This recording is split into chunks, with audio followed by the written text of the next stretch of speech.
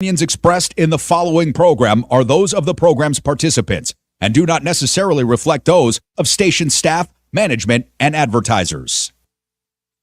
It's time for the most interactive radio program in Las Vegas today. It's time for Pushing the Limits with Brian Shapiro. Brian will talk sports, politics, entertainment, and anything that matters to you. Feel free to call Brian at 702-221-7283. You want answers? I want the truth! Now, Pushing the Limits, here's Brian Shapiro. What's up, everybody? Friday. It is Pushing the Limits. Glad you could join us.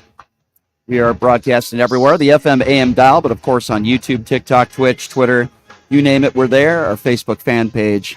And I'm just here for you, ladies and gentlemen, for your listening pleasure. And we got a lot to get to today. We certainly do. We do have a Democrat that was indicted today. We're going to talk a little bit about Democrat Senator Bob Menendez and the difference between how Republicans and Democrats deal with indictments. I'll explain. Coming up here in just a few, the two murderers, as far as I'm concerned, that killed that innocent man on that bicycle. They appeared in court yesterday. I'm going to talk a little bit about that. Immigration on the table, right? Big differences between Democrats and Republicans and how they want to deal with immigration and how they want to deal with Volodymyr Zelensky. Zelensky was in Washington yesterday, and the disrespect that Zelensky got from Republicans is mesmerizing to me. Get into that as well. It's really unbelievable. And again, going back to dress code, because that's the biggest topic for Republicans, right? Even though I tend to agree with them on this issue, dress code, when it comes to Senate dress code, everyone talking about Fetterman and wearing shorts and T-shirts or hoodies. This seems to be the topic that Republicans want to talk about more than plenty of other topics that I find to be far more important. But I will get to that a little bit later on in the show as well. Nicole Mitchell is going to be joining us in hour number 2. Plenty to get to with her. And as I said, we certainly have a lot to get to. As I've been saying since day one when I heard about this story, and it's the story of this 64-year-old Andres Probst, who was killed during a hit-and-run incident while on his bicycle. And the two teams, by now we know the story, right? Two teens. It was filmed. It went viral. It was intentional. And the mothers of these two teens are now speaking out, which is interesting. The driver in the video was 17 at the time of the incident, and he was arrested the same day it happened. But at that time, police did not know that this was an intentional act. They were treating it as a hit and run. And the passenger was 16 at the time. Wasn't apprehended until Tuesday, just to give people a little up-to-date information on what's been going on in this story. Now, both are facing charges of murder, attempted murder, and battery, and they are going to be treated as adults. And the mothers are speaking out. One mother said, "I don't know why he would do something like this, and I don't know if God can forgive this." But the mother of the passenger, via text message, said something very, very different. She said, "My son's side of the story will be told, not the inaccuracies the media will try to portray." What do you mean the inaccuracies that the media is trying to portray? We all saw the video. We all heard what your son said. Get him, get him. What do you mean the story that the media, the inaccuracies? Name me an inaccuracy. Now, I know the mother didn't commit this crime. But for her to blame it on the media and inaccuracies makes her just as despicable as her son, as far as I'm concerned. The inaccuracies that the media will portray. Well, how should we portray your son? He's in the passenger of a car. He's filming a video. He's egging on the driver to hurt people and plow people over. You hear the statements that he made. What inaccuracies are you talking about? Hey, Mom, shut up. Your son played a role in the murder of an innocent 64-year-old man, and your son's going to be in jail for a very long time. And whether he was the driver or not, he's going to jail for a very long time. As far as I'm concerned, he's an accomplice to murder. Shut your mouth. What you should be doing if you had any class, but since this is the behavior of your son, you probably don't. What you should be doing is saying your thoughts and prayers and your heart goes out to the Probst family and anybody else that has been affected by this, instead of defending your son, who's an accomplice to murder. So yes, I'm angry. Just as angry as I was when I saw this video the first time. And anybody out there on the far right that claims that Democrats don't care about crime or this didn't get any coverage that it should have gotten, you're a liar and a buffoon. Speaking of a liar and a buffoon, Drew Johnson. If you don't know who he is, he's a Republican who's running for office in the state and a complete clown and an embarrassment to the state. If you go on his social media page, here's what he wrote about this. He said, in case you were wondering whether pro-criminal, soft-on-crime policies have real-world life and death consequences, here's your answer. What he's doing is he's trying to blame Democrats for this crime. And what he's doing is he's taking a quote from the driver, who's an animal, and made a statement to police, I'll get a slap on the wrist and I'll be out in 30 days. So he's trying to correlate that, blaming Democrats, soft on crime, for why this happened. It's the dumbest thing I've ever heard in my life. Last I checked, Wolfson is a Democrat. These two people are going to be charged as adults. So Drew Johnson and any of you right-wing clowns out there have absolutely no idea what you're talking about. This is not a political issue. These two teenagers didn't commit these horrible acts because of Democrats. They committed these horrible acts for a number of different reasons. Number one, they're evil. They probably didn't have a good upbringing, and they didn't have any respect for the law. That's why they committed these crimes. It has nothing to do with Democrats, but for your right-wing despicable people out there that are trying to paint the picture that they did this because Democrats are soft on crime, you are some of the most disgusting people on the planet. What about all those people on January 6th? Are you going to blame Democrats for that also? What about some of the atrocities that white supremacists have committed? What about the Texas El Paso shooter? Was that because of Democrats being soft on crime too? Or could that possibly be Greg Abbott and how lax he is on gun control issues? You stupid idiots. Drew Johnson, you're a despicable human being. Instead about thoughts and prayers for the people for the man's family who lost his life, you try to score political points and claim that these two animals did this because Democrats are soft on crime. You're a complete idiot and an imbecile. And I'm sick of people turning it into politics when it comes to anything in this country. I've had it. And again, something that so many people on the far right struggle with, spelling the word fact. Wolfson is going to be trying these two individuals as adults. So that completely makes no sense what you're saying. Yeah, because I'm sure that these two individuals that committed these heinous crimes, yeah, I'm sure they're very political. You stupid idiots out there. I've had it. I've had it.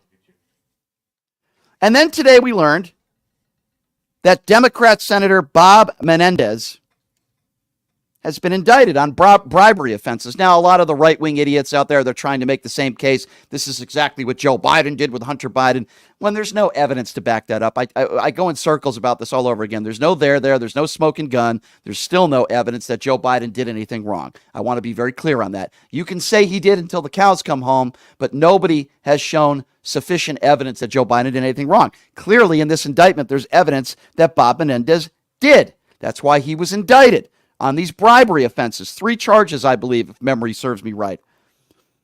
Now, why am I bringing this up? First of all, let me be clear. If Bob Menendez did do this, I want him to go to jail. I want him to face the consequences in a court of law. Just like Donald Trump, he's innocent until proven guilty, and he'll have an opportunity to defend himself in a courtroom. But if Bob Menendez did do these things that prosecutors are claiming in this indictment, then I believe he deserves to go to jail, because I don't think there's anything worse than that. But I want to bring up this really important point, and hopefully some of my MAGA friends out there will follow along. So after this Democrat senator is indicted on what I consider these charges to be very serious, I didn't hear any Democrats today attacking the Justice Department. Did you? I didn't hear any Democrats today attacking any of the prosecutors. Did you? Did you hear any Democrats calling for an investigation of the prosecution? I didn't. Have you? I didn't hear of any Democrats calling to defund the Justice Department. Did you? No. The answer is no. You see, when a Republican is facing indictments, in this case, Donald Trump, Republicans will go after the prosecutors. They'll go after our Justice Department. They'll call for investigations. That's what they do. And that's what they continue to do when it comes to Donald Trump. When a Democrat is indicted, in this case, Bob Menendez earlier today, most Democrats that I've heard share the same sentiment that I say, which is, if he committed any of these crimes and he's found guilty in a court of law, he deserves to suffer the consequences. It is one of the big fundamental differences today between Republicans and Democrats. When a Democrat is indicted, I don't hear a bunch of Democrats, elected officials, attacking the Justice Department. Do you? I don't. But if a Republican is indicted, it's got to be a two-tier justice system. And these are very serious crimes that Menendez allegedly committed. And everybody should take it very seriously. Has nothing to do with Joe Biden and Hunter Biden. But that's what Republicans are trying to correlate that to. Oh, you see, they're going after Democrat Senator Bob Menendez to save face because they don't want to go after Joe Biden and they don't want to go after Hunter Biden. It's a joke. Again, I try to give you these fundamental differences on this show all the time. I talked about Mitch McConnell when he was freezing up, some sort of medical episode that happened a couple times. First thing Joe Biden does is pick up the phone to see how he's doing. How's his health? Democrats, elected officials all over the country, who many of them, I would imagine, don't agree with Mitch McConnell when it comes to a lot of issues. Thoughts and prayers to the McConnell family. We hope he gets better. Whatever happened, we hope he gets help and we hope he gets better. When Nancy Pelosi's husband gets attacked with a hammer, Republicans all over the country spreading conspiracy theories. Oh, this was a gay relationship. He let him in the house. And then, when it's obviously proven false based on the investigation, you don't hear any retractions. You don't hear any apologies. None. Zero. Forget about the way Fetterman dresses. When Fetterman had a stroke, elected officials like Ted Cruz called him a vegetable. They made fun of his speech. They mocked him. The opposite of thoughts and prayers. They mocked him after having a stroke. Again, the fundamental difference between Republicans and Democrats today. Many of the Democrats that I see in office, you can disagree with their policy making or their views on different issues. They have something called empathy. Joe Biden has something called empathy. He actually cares about people regardless of their political affiliation. And if you don't believe me, just look at his behavior, which proves that. But you don't hear Democrats today going after the Justice Department after this Bob Menendez indictment. Why is that? Maybe because Democrats are the party of rule and law. Did you ever think of that? But the second a Republican's indicted, it must be a two-tier justice system. Must be liberals and Democrats. Must be George Soros. Goes on and on and on, and they still say that to this very day. Funny, I don't hear them say that when Hunter Biden's been indicted now for a second time. I don't hear them preaching that when this Democrat Senator Bob Menendez has been indicted. Only when it's a Republican that's been indicted. Same thing with election integrity. I didn't hear any Republican talk about election integrity after Donald Trump won the 2016 election. I didn't hear any Republicans out there spewing garbage and saying that Donald Trump didn't win and that the election was stolen after 2016. Everything seemed to go just fine, right? Everything was legitimate after the 2016 election. But after the 2020 election, election integrity in the election was stolen. Because when it doesn't happen to a Republican, you don't go after the DOJ. You don't call it a two-tier justice system. When it doesn't happen to a Republican, that's okay. Great job, Justice Department. You're doing a fine job. When it happens to a Republican, in this case Donald Trump, two-tier justice system. It's all political. George Soros. When a Republican wins an election, everything must have gone smoothly. The 2016 election was fair. Donald Trump won fair and square. But the second Donald Trump loses an election, they follow his lead. The election was stolen. The Democrats cheated. Because the Republicans have no credibility and they are full of crap. That's why. And God forbid, if you speak the truth like a Liz Cheney or a Mitt Romney, they will out you. That is where the Republican Party is at today. Let me be clear once again. If Bob Menendez did what this indictment says he allegedly did, I want him to go to jail. And mark my words, many Democrats would agree with me on that. If the evidence proves it, send him to jail and throw away the key as far as I'm concerned. I'll open up the phone line, 702-221-7283. Again, the number to call if you want to be a part of the conversation. I know I didn't take phone calls yesterday, so if you want to be a part of the conversation, now's the time to do so. We are going to talk about immigration. We're going to talk about Volodymyr Zelensky's trip to Washington yesterday and how Democrats treated him far differently than Republicans did. But again, I'm going to open up the phone lines now if you'd like to be a part of the conversation. That number again is 702-221-7283, 702-221-SAVE. If you would like to be a part of the conversation. Let's start off with Edward. Edward, what's going on, man? How you doing? Hey, Brian. Hey, TGIF. TGIS. Yes, happy Friday, my friend. Today is my day of Sabbath, so I'm going to be at the house cleaning and relaxing. So, it feels good finally. I like it. What's on your mind, my friend? Hey, two things, man. I want to bring up, I liked your short video you posted last night of that chick in the Beetlejuice thing. That was hilarious, by the way. Oh, yeah. I thoroughly enjoyed that. Thank and the you. fact I found out, I read that her date is was hooking up with some drag queen or something on the side. You'll hear about it later. Yeah, Lauren Hobart, my favorite topic. Yeah. Lauren Hobart, ladies and gentlemen. Yep. It was funny. I enjoyed looking at it, and I suggest anyone look at your shorts. They're funny to laugh at. But the second thing I wanted to talk about, Brian, was I was thinking about this the other day. I wanted to call it. I didn't call, but instead of being Republican and Democrat, I was thinking about Hunter Biden saying, you know what? When I see people on the streets that have drug problems, we don't laugh at them, and I feel bad for him. And his dad, it's he's still a human being. His dad still probably cares about his son and would do anything under the sun for his kid, like all of us, Sure. parents would. Yep. And it's hard to see, put the Democrat-Republican thing aside.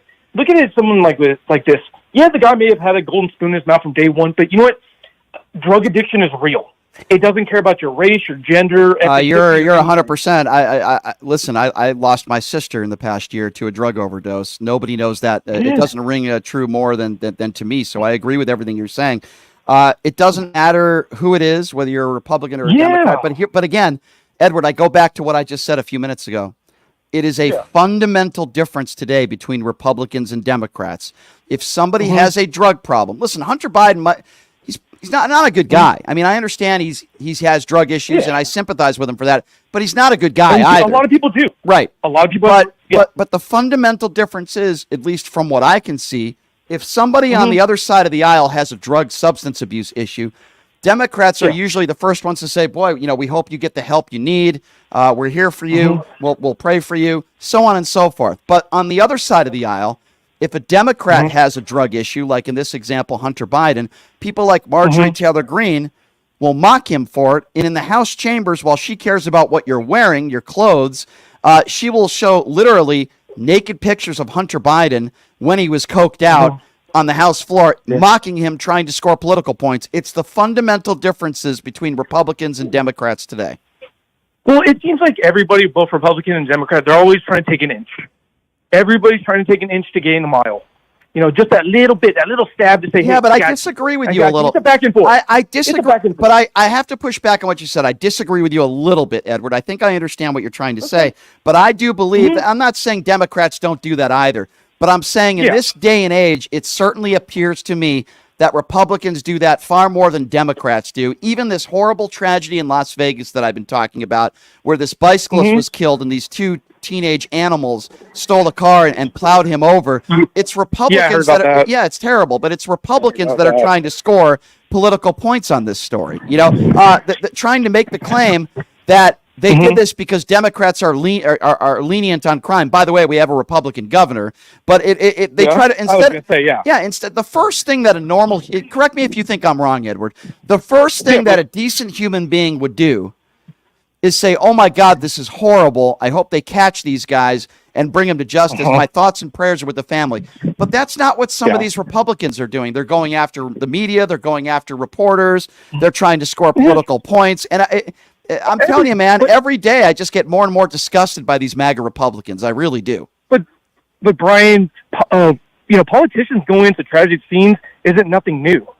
When we had that shooting in Uvalde, which is about an hour and a half from us from San Antonio, we had a bunch of politicians come on down and say, best wishes, and we're going to take care of crime and blah, blah, blah. And nobody did nothing. Nothing was resolved. Well, you know why? I'll tell you why. Because you have a buffoon as a governor in that state. Governor Abhole, as I like to call him, is a disgusting human being. Do you know on the day of Uvalde, when they didn't even count the bodies, Abbott was at a campaign fundraiser counting money before they had even finished counting all the bodies in that classroom in that school. That's why things don't get done in that state, because you've got a bunch of idiots like Ted Cruz that say, well, we need to lock our schools and harden our schools. And then you have a bunch of Democrats in that state who are trying to say, hey, we need to do something about this. We need a stronger gun laws put in place.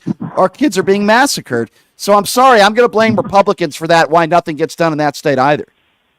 Yeah, I mean, I like to have debates with you, and I do. And I know if I get heated up, I'll get more airtime, which is funny to me. No, you're not getting me heated up. I just think that you've said some things that I agree with. I just think there are fundamental differences today between MAGA Republicans, particularly Republicans and Democrats. Not every Democrat, not every Republican, but when there's tragedy and there's a huge mass shooting, Republicans will say Democrats are trying to score political points talking about gun control. No, they're not. They're trying to save lives. They're trying to come up with solutions, and they're frustrated that Republicans don't want to do anything about it. It's maddening to me, and that's why I get upset. It's Friday. Let's all go relax, chill. The weather's beautiful down here. Let's do it. Come on down to Texas. Enjoy the Las Vegas weather. Apparently it's hotter than hell as well. But I mean, enjoy the week, Brian. I'm with you, my friend. I'm with you. Raise your blood pressure, brother. Hey, I'm with you. I'm with you, my friend, and I hope you have a great weekend as well. And I appreciate the call, Edward. Thank you so much. All right, y'all take it easy. All right, take care. Number to call 702-221-7283, and again, that number if you want to be a part of the conversation, 702-221-7283. Folks, am I wrong here? We have a Democrat senator, Bob Menendez, his name, that was just indicted on what I would consider, and I think you all would consider it too, very serious charges. Bribery charges. 3 of them. This is bad. I haven't heard any Democrats on Capitol Hill attacking the DOJ.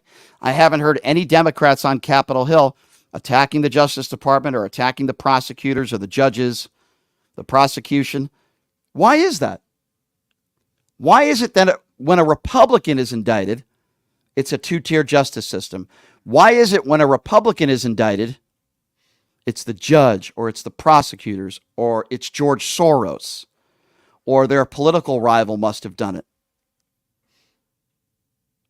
But when it's a Democrat, you don't hear that. When it's a Democrat, you also don't hear that criticism from people on the left. Why is that? Why is it when a Republican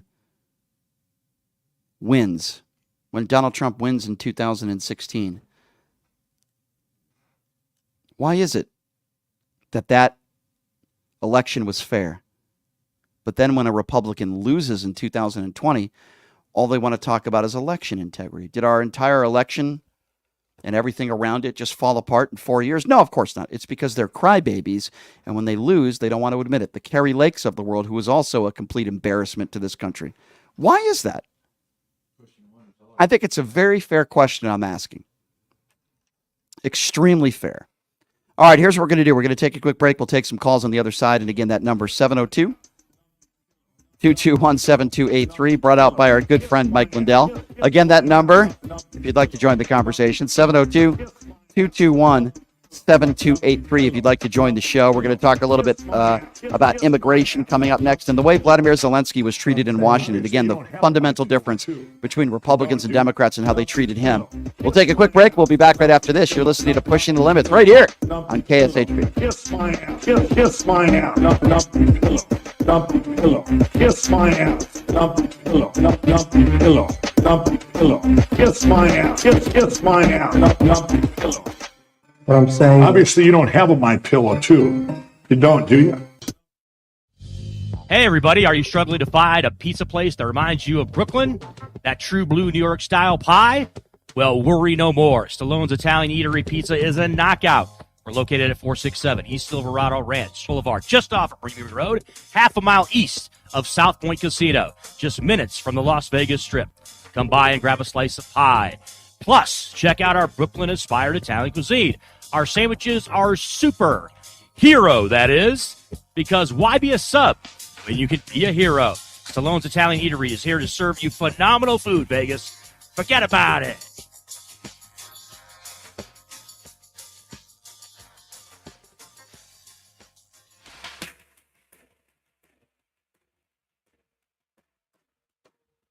Everybody, Brian Shapiro from Pushing the Limits here. I want to tell you guys about my good friends at the Postal Annex. They have a notary signing agent on site daily, no appointment needed, and they offer a full scale of printing services from shipping labels to documents, business cards, banners, photos, and business signage. They're your passport service headquarters. They offer passport photos, and they can renew your adult passports. If you're traveling in a hurry, they can get those passports to you within 7 days or less. Mailbox rentals with a physical street address, and they also receive your packages from Amazon, UPS, FedEx, USPS, and more. Here's the best part. If you're a Pushing the Limits listener, they have an introductory rate of only $39 for a 3-month service. You can't beat it. Give them a call, 702-873-8005. Check them out at 6130 West Flamingo Road. It's the Postal Annex. Tell them I sent you. Buying or selling a home is a huge life event that requires guidance from an expert in the industry and community. My name is Blake Wynn. You may recognize my name as my grandfather was the best governor the state of Nevada has ever had. Growing up in Las Vegas, I've come to know this community intricately. Now, I am raising a family here as well, so I understand all the issues impacting our home and quality of life. As the top realtor for the #1 real estate team at Keller Williams, you can have confidence in my experience, knowledge, and track record. When it comes to buying, selling, or investing in real estate, choose a name you can trust and someone who understands the community you call home. Call Blake Wynn today and experience the difference of a trusted expert. 702-540-3311. Hey everybody, it's Brian Shapiro from Pushing the Limits. I want to tell you guys about Sahara West Urgent Care and Wellness. They're conveniently located on the southwest corner of Sahara and Jones. They're open Monday through Friday, 9 a.m. to 9 p.m. and Saturday, 9 a.m. to 5 p.m. At Sahara West Urgent Care, they'll take care of all your healthcare needs. They offer routine services such as physicals, STD testing, car accident treatment, and work injuries. You name it, they do it. They have on-site x-ray, EKG, ultrasound, and labs. They treat chronic conditions such as asthma, blood pressure, diabetes, and more. They also offer general wellness exams and treatments such as testosterone enhancement and cancer screening. They're located on Sahara, 6125 West Sahara Avenue. Their number is 702-248-0554. And the best part, they accept most major insurances and affordable cash pay prices, office visits starting at just $95. And I'm also a client, so please give them a call, 702-248-0554. When you bring your vehicle to Star Auto Care for maintenance, you'll have a team of professionals at your service. Every one of our technicians has been factory trained and master status certified to ensure that you receive the highest quality and most effective service. Star Auto Care is located at 3540 East Tropicana Avenue, just east of Pecos. Star Auto Care is confident in their prices and will match any mechanic located within 20 miles. Bring your vehicle in today and let Star Auto Care give you the peace of mind you deserve when you service your car. Visit them online at starautocare.us.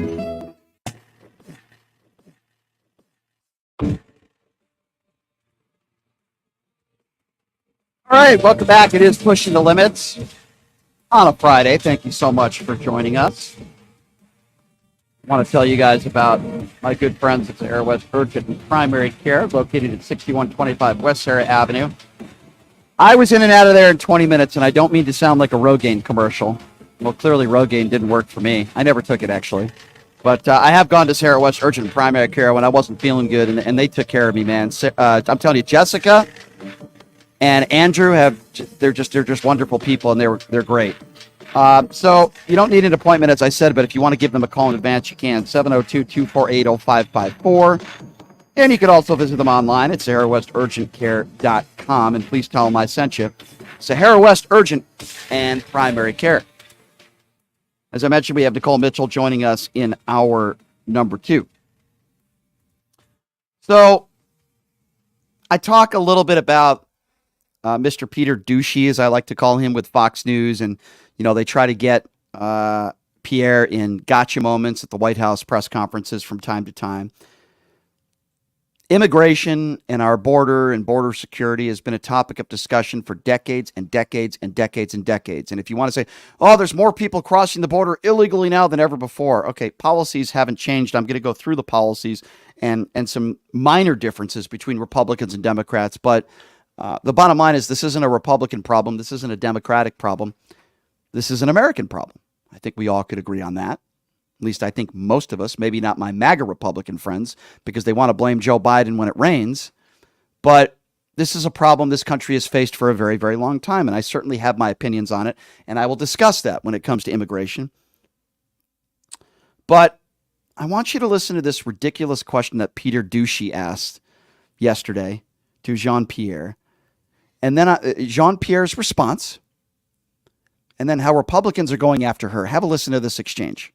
What do you call it here at the White House when 10,000 people illegally cross the border in a single day? So what do you call it, Peter, when GOP put forth a wait, no, you can't. I'm answering. Okay, we're going to move. You're answering No, we're moving on. Please. In the back. You said you're stopping the flow of the border. No. I tried to answer, Peter. I tried to answer the question. You stopped me. Let's go. What do you call it here at the White House? Yeah, we don't need to hear it again. So if you actually listen to that exchange without being biased, now it's a stupid question, but regardless, she was attempting to answer it. And he only gave her like 2 seconds. We don't know what she was going to say. She was trying to answer the question, and he interrupts her. So Republicans, MAGA Republicans, I would imagine, who can't stand a gay black woman in any situation where she holds any type of power at all, because they're fascists and they're homophobes and they're racists, those kinds of people, and sadly there are plenty of them out there, are going after her saying she was dodging the question. And it's laughable because Peter Douchey only gave her like 2 seconds to answer.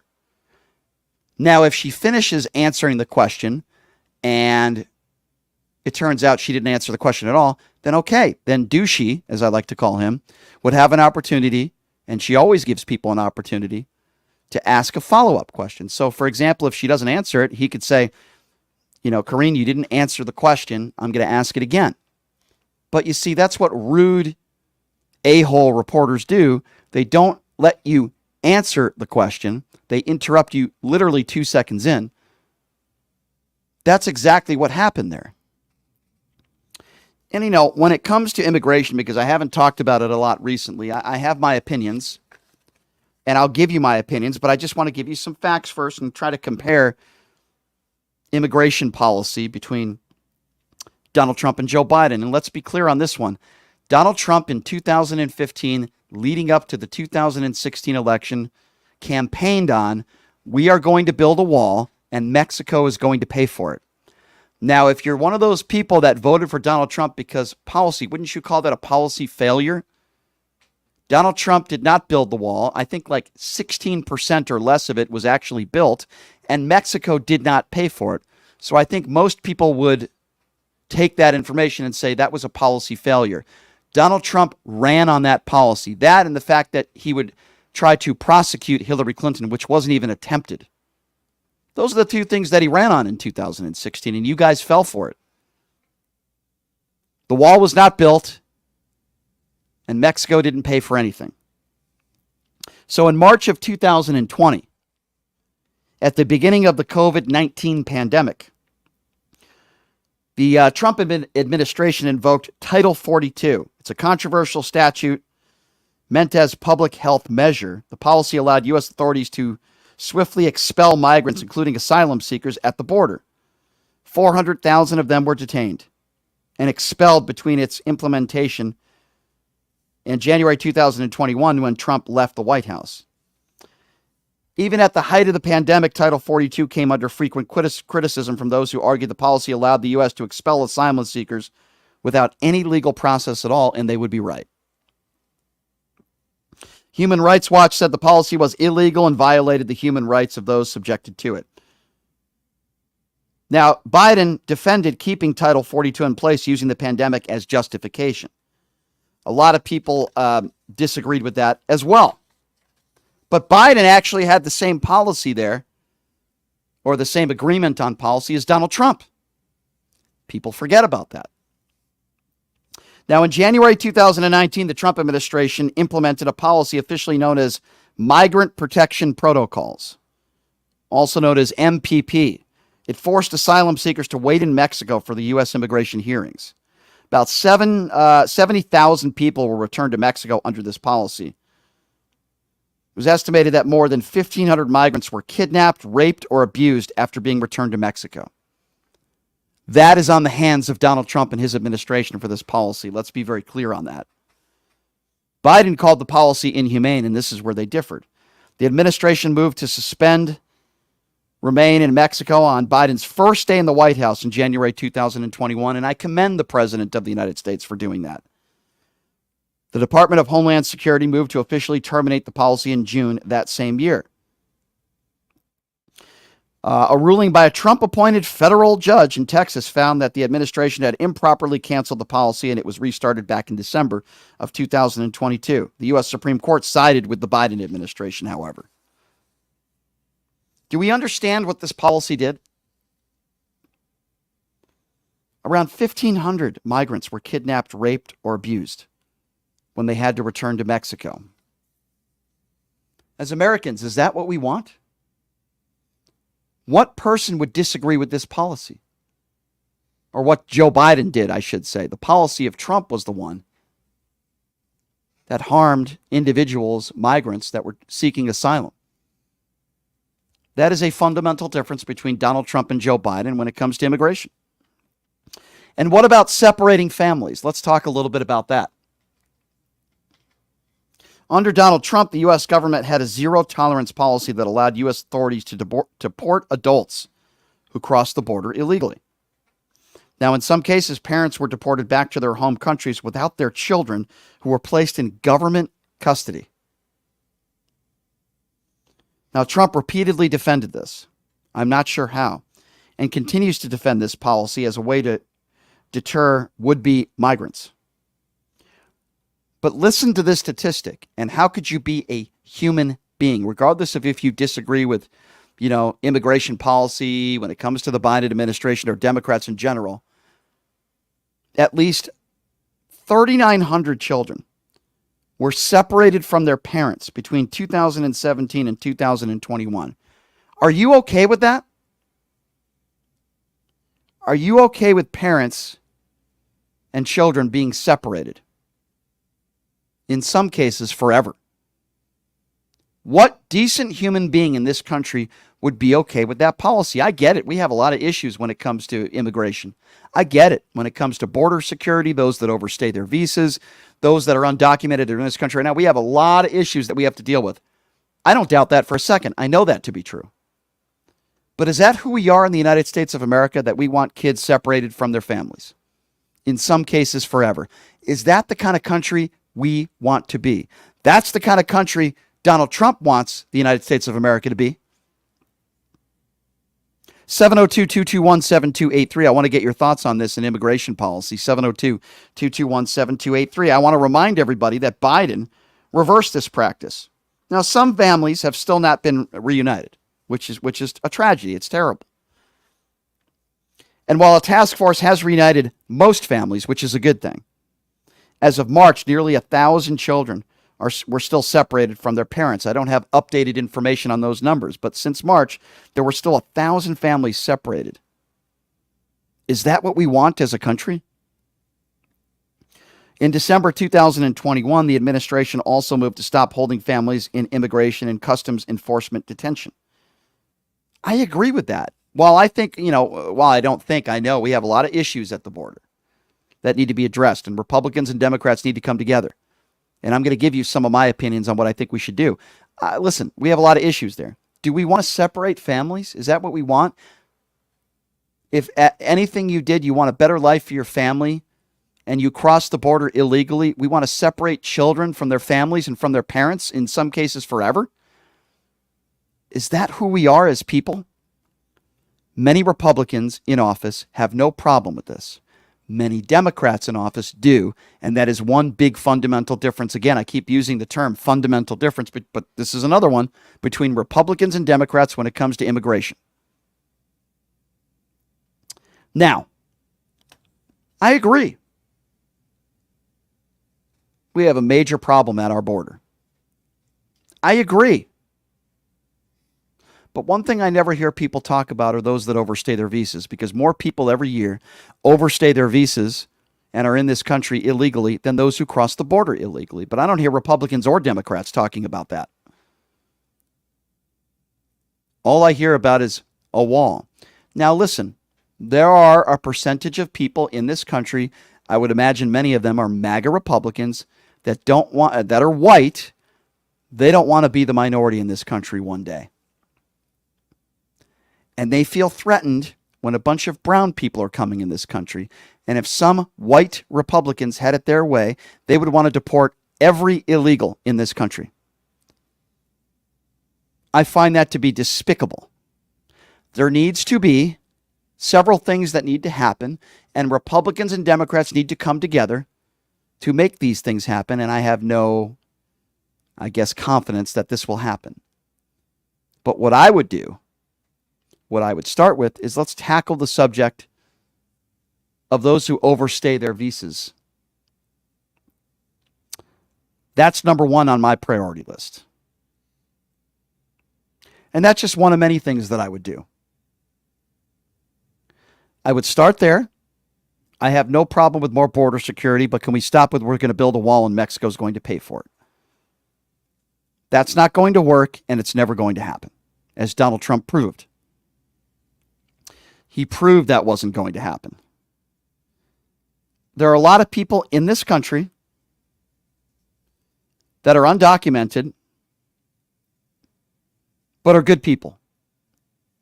Did they commit a crime coming into this country illegally? Yes, they did. But if they're not a serious criminal, why do you want to deport them? Give them a pathway to citizenship. Now, I do agree with Republicans on this. I don't like the fact that if you come in and cross the border illegally, that you get jumped ahead and you might get a hearing first before those that are attempting to come into this country legally. I don't agree with that. I think Joe Biden made a mistake. I think they made a mistake in New York. I think this was New York Democrats that put this into place, that if you're illegal and you're in New York, you might get a hearing first, and you might be priority before somebody who's attempting to be a citizen in this country legally. I have a problem with that, and I think Democrats made a mistake there. No question about it. I believe they made a mistake there. Oh, yeah, I think Democrats have made an abundance of mistakes when it comes to border security and when it comes to illegal immigration. I don't think if you're undocumented that you should be able to have a bank account.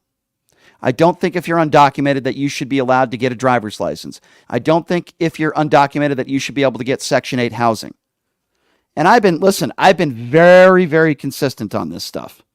But again, as I said before, and I'll say again,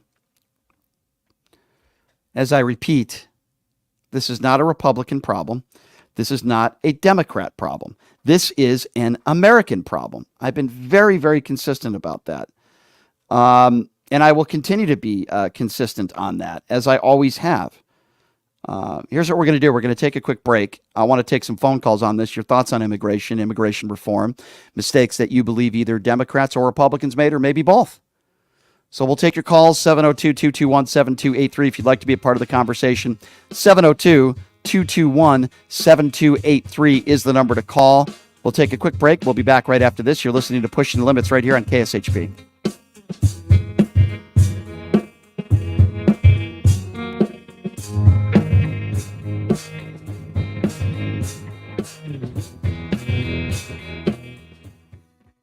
Hey everybody, it's Brian Shapiro from Pushing the Limits. I want to tell you guys about Sahara West Urgent Care and Wellness. They're conveniently located on the southwest corner of Sahara and Jones. They're open Monday through Friday, 9 a.m. to 9 p.m. and Saturday, 9 a.m. to 5 p.m. At Sahara West Urgent Care, they'll take care of all your healthcare needs. They offer routine services such as physicals, STD testing, car accident treatment, and work injuries. You name it, they do it. They have on-site x-ray, EKG, ultrasound, and labs. They treat chronic conditions such as asthma, blood pressure, diabetes, and more. They also offer general wellness exams, treatments such as testosterone enhancement and cancer screening. They're located on Sahara, 6125 West Sahara Avenue. Their number is 702-248-0554. And the best part, they accept most major insurances and affordable cash pay prices, office visits starting at just $95. And I'm also a client, so please give them a call, 702-248-0554.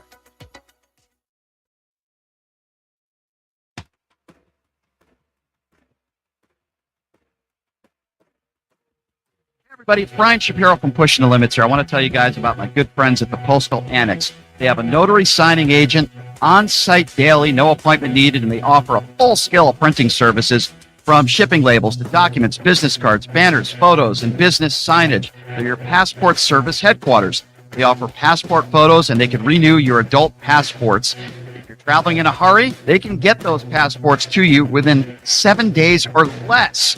Mailbox rentals with a physical street address, and they also receive your packages from Amazon, UPS, FedEx, USPS, and more. Here's the best part. If you're a Pushing the Limits listener, they have an introductory rate of only $39 for a 3-month service. You can't beat it. Give them a call, 702-873-8005. Check them out at 6130 West Flamingo Road. It's the Postal Annex. Tell them I sent you. Buying or selling a home is a huge life event that requires guidance from an expert in the industry and community. My name is Blake Wynn. You may recognize my name as my grandfather was the best governor the state of Nevada has ever had. Growing up in Las Vegas, I've come to know this community intricately. Now, I am raising a family here as well, so I understand all the issues impacting our home and quality of life. As the top realtor for the #1 real estate team at Keller Williams, you can have confidence in my experience, knowledge, and track record. When it comes to buying, selling, or investing in real estate, choose a name you can trust and someone who understands the community you call home. Call Blake Wynn today and experience the difference of a trusted expert. 702-540-3311.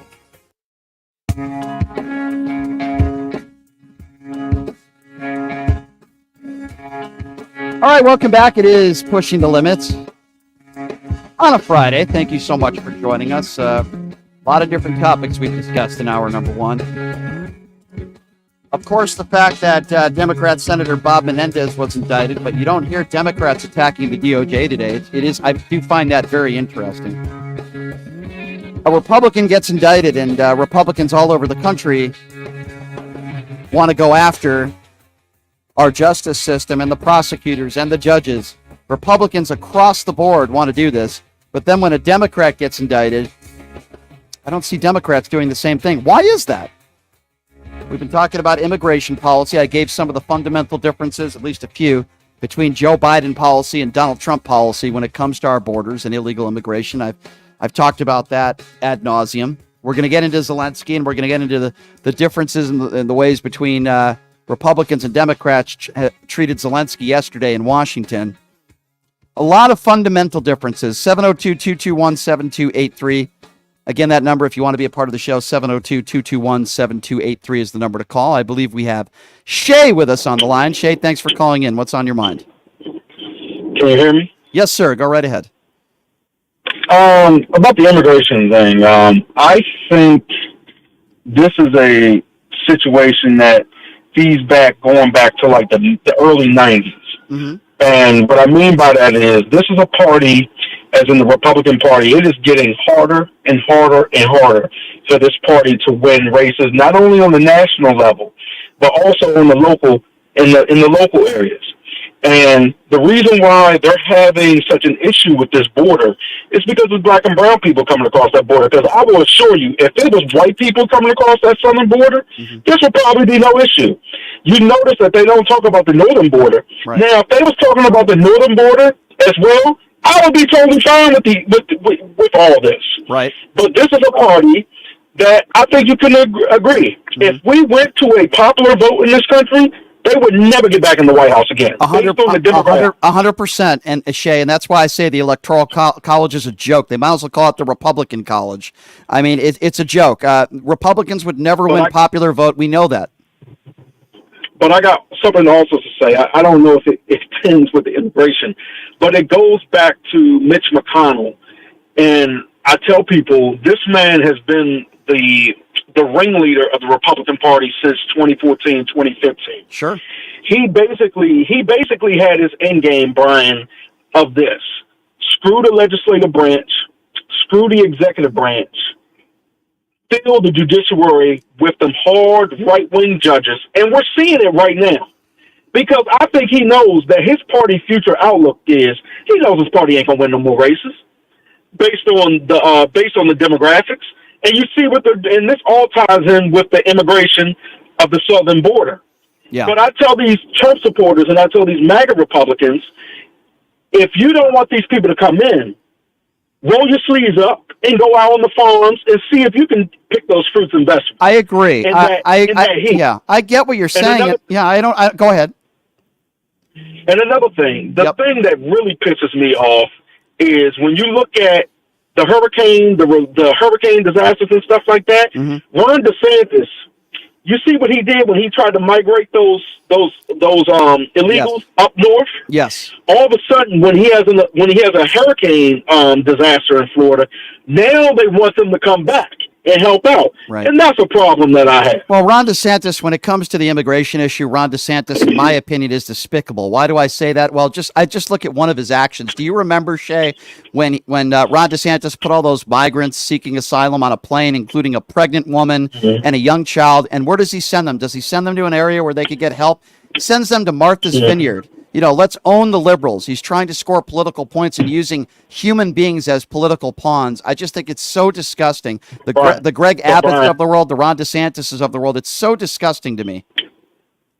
But you notice he doesn't send Cubans up there. You notice that, right? He'll send the Mexicans up there. He'll send those Haitians up there. But he will not send the Cubans up there. Yeah. Because most Cubans are Republican. Yeah. Yeah, no, you're right. Let me ask you one more question before I let you go, because I've been using this term a lot today. Fundamental differences between Republicans and Democrats. Shay, I'm sure you're aware Democrat Senator Bob Menendez was indicted today. Some serious charges. Mm-hmm. I haven't seen any Democrats go after the DOJ today. I haven't seen any Democrats attacking the prosecutors or wanting an investigation into the prosecutors or attacking judges. Are calling to defund the Justice Department. When a Democrat is indicted, I don't see elected officials going after the DOJ. Why is that? And why is it that when a Republican is indicted, it appears to me that Republicans across the country want to go after the DOJ and call it a two-tier justice system and blame George Soros?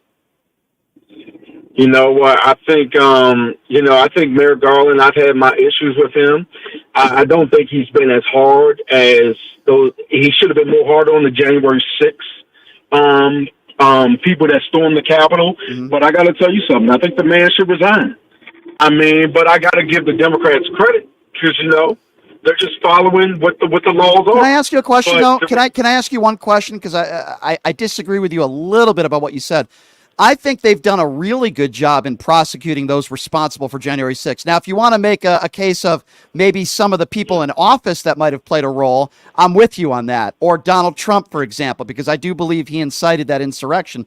But they've had over 1,000 people prosecuted. If memory serves me right, over 300 people are behind bars.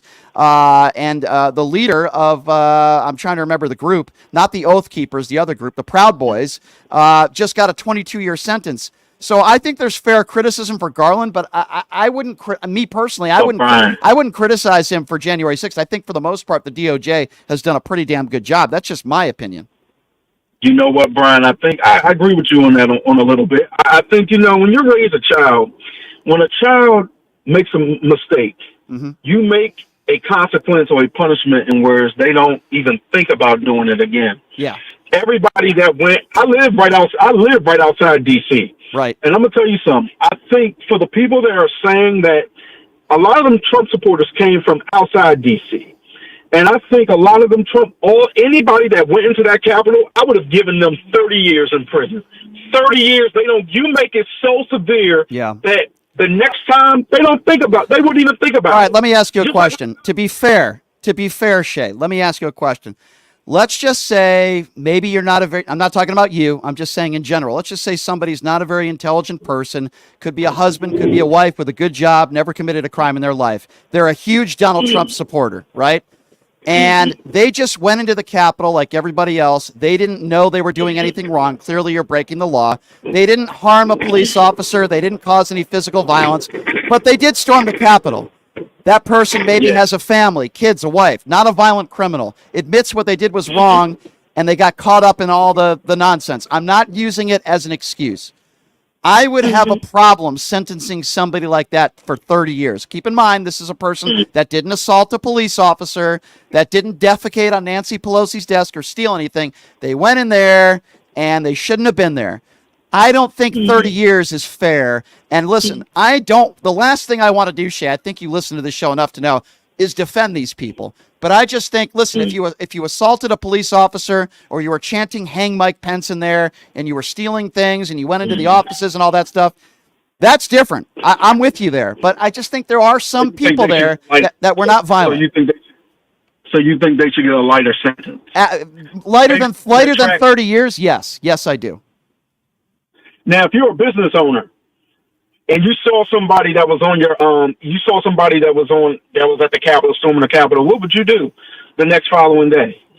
What do you mean business owner? I'm confused with your question. Say that again. If you was a business, let's say if you was a business owner, and you saw one of your employees storming the Capitol, what would you do the next following? I'd fire him. Absolutely, I'd fire them. I don't want a criminal representing me at my business, not somebody that's dumb enough to do that. And yes, I think a lot of those people were very ignorant for doing what they did. Some of those, listen, Ashley Babbitt, is that her name? The woman who lost her life?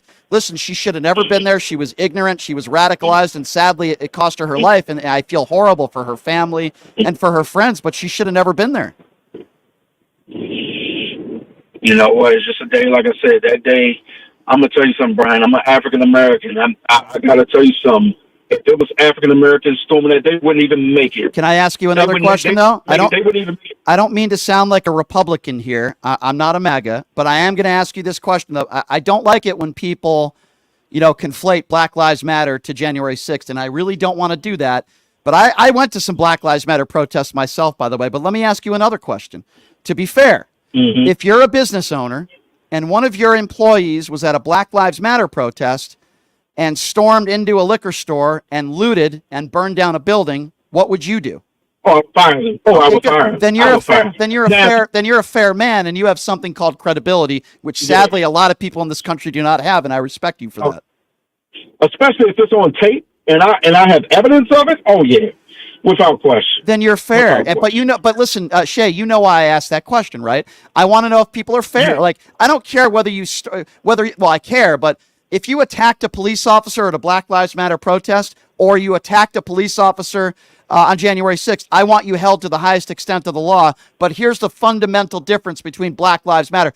People were protesting for equality. There were agitators and people that did very bad things. I don't condone that. But there's a fine line between... Hey, Brian, Yep. Go ahead. I got one more question. Sure. Can I ask you something about this government shutdown? Sure, go ahead. What do you think the fate of Kevin McCarthy is going to be?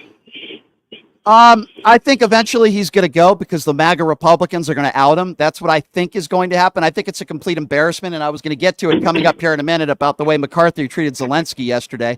The problem is Zelensky has no backbone. He is struggling just to remain in power. Even the MAGA Republicans, like the Matt Gaetzes of the world, want him out. He has sold his soul to Donald Trump. He has sold his soul. If you remember, since we were just talking about January 6th, 24 hours after January 6th, McCarthy said that Donald Trump held responsibility for what took place, some responsibility. Right down to Mar-a-Lago and kiss the ring. Right. Right down to Mar-a-Lago and kiss the ring. Exactly, because many of these MAGA Republicans, all they care about is remaining in power. That's all they care about. He has sold his soul to Donald Trump like so many others in the Republican Party. I'm gonna tell you something, Brian. I'm gonna tell you something before I get off. I'm gonna tell you something right now. I would be shocked if the Democrats pick up 30 or 40 seats in the House in next election. I'll be shocked. I'll be shocked if they even get more, because I'm gonna tell you something. This is a circus. Yeah. What I'm seeing in the House. It is. It is. You're right, Shay. It's a clown show. Hey, you call back anytime, my friend. I appreciate your call as always. You call back anytime. Okay, Shay? Appreciate you. Thank you. Thank you. 702-221-7283. And again, that number 702-221-7283 if you want to be a part of the program. It's a really important answer that he gave me, and I wish more people were more reasonable like Shay. It shouldn't matter whether you're storming the Capitol and committing crimes and attacking a police officer on January 6th, or if you're attacking a police officer during a Black Lives Matter protest. Wrong is wrong. I think it's one of the worst things you can do in society is put your hands on a police officer and try to harm a police officer who risks their lives every day for you. And he gave me an honest answer. Here's a black man who could have answered that question very differently if he was biased, but he's not. He said if he owned a business and if he saw somebody that worked for him storm the Capitol on January 6th, he would fire them. If it was a Black Lives Matter protest and he saw somebody on video going into a business and doing the same thing and looting, he would fire them as well. Because that's what we call fairness. It shouldn't matter. And that's what I go to earlier when I said we have Democrat Senator Bob Menendez, who was just indicted today. I think most people would agree with me that these are serious charges, bribery offenses. And again, I'm going to repeat what I said earlier because I think this is very important. I didn't hear any Democrats today attacking the Justice Department. I didn't hear any Democrats today attacking the prosecutors. I didn't hear any Democrats today calling for an investigation of the prosecution, and I didn't hear any Democrats calling to defund the Justice Department. It is a fundamental difference today between Republicans and Democrats. All I hear from Republicans when it's a Republican that's indicted is we have a two-tier justice system. And it's funded by George Soros. And these are all liberal Democrats. And, the lies continue on and on and on again. Hunter Biden's been indicted now for a second time. And most people that are not biased, that understand the law, would tell you, you have somebody that had a serious drug problem. He illegally possessed a firearm that was unloaded for 11 days, did not commit a crime with the firearm. And he's been indicted on that. It appears to me that the only gun that Republicans care about is Hunter Biden's gun that he illegally possessed. Do they care about all the other guns in society that are, illegally possessed? I don't think so. But because it's Joe Biden's son and it's Hunter's gun, all of a sudden now Republicans care about guns. It's the one gun in this country that they care about right now.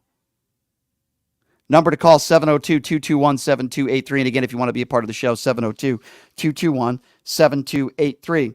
What about the fundamental difference, the way that Zelensky was treated in Washington yesterday, the way Republicans treated him, and the way Democrats treated him? Well, I want to play you this clip because